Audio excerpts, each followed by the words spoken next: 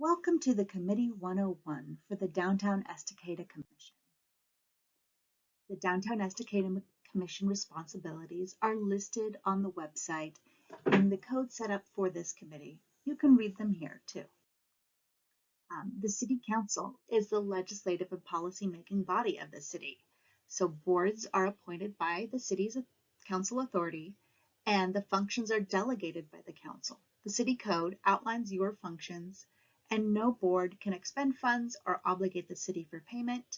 You have a council liaison and you prepare an annual work plan. You report quarterly to the council and you elect a chair and vice chair from your membership the first meeting of the year, which is generally in April.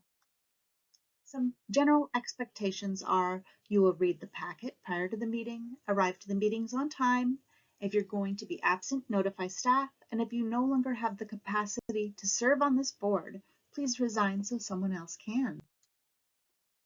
Here's your suggested annual timeline. In January, it's a great idea to discuss project planning for the next year. In February, you'll use this project plan that you created in January to develop a budget. And in March, you should approve both the project plan and the budget. You'll also review any new applicants for your board to make a recommendation to the City Council. In April, you will present your project plan and budget to the City Council, and you will also receive this training and an additional state-required training. In November or December, it's a great idea to do a year-end review, to go over your programs and events and include which ones you want to add to next year's, or if there's things you need to edit. You have roles and responsibilities. In each year, you shall select a chair and vice chair. The chair presides over the meetings and is responsible for communications with the City Council and your staff. The chair works with the staff prior to the meeting to help determine the agenda. The chair works to keep the committee on track to complete their projects for the year. And they run the meetings, keeping it on agenda and managing interactions with the public. The vice chair or co-chair takes on the duties of the chair in the chair's absence. Your committee has a staff support person.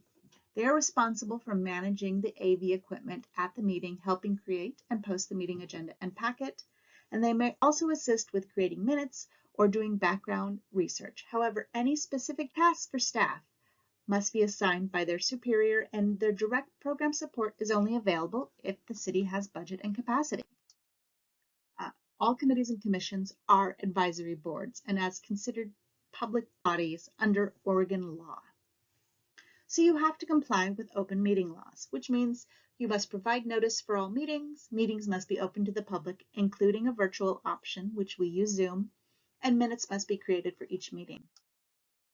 A quorum is a majority of members, and a meeting is defined as any time there is a quorum of members who deliberate on board issues. This is true even in social settings or in digital communications. So you need to be careful if you're meeting at an event or if you're emailing that you do not have a quorum of members to prevent a public meeting issue.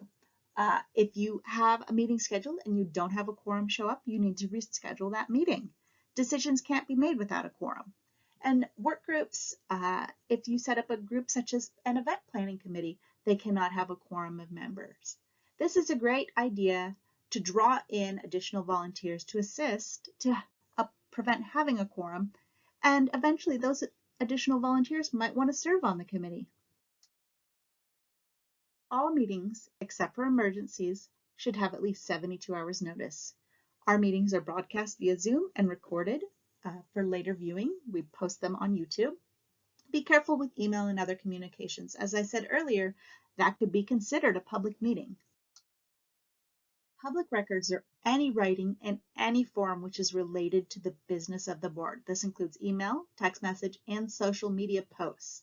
This is social media posts that are regarding the official business of the board, not your personal posts.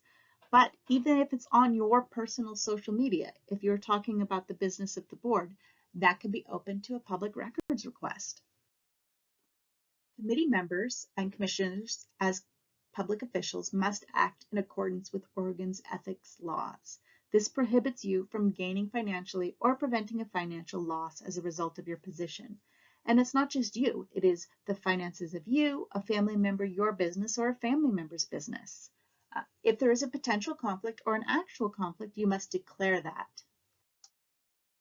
So potential conflict is something that could be a financial benefit or prevent financial harm, but it isn't necessarily. In this example, you own property that might be impacted by a change in zoning, but your property is not for sale. This is a potential conflict.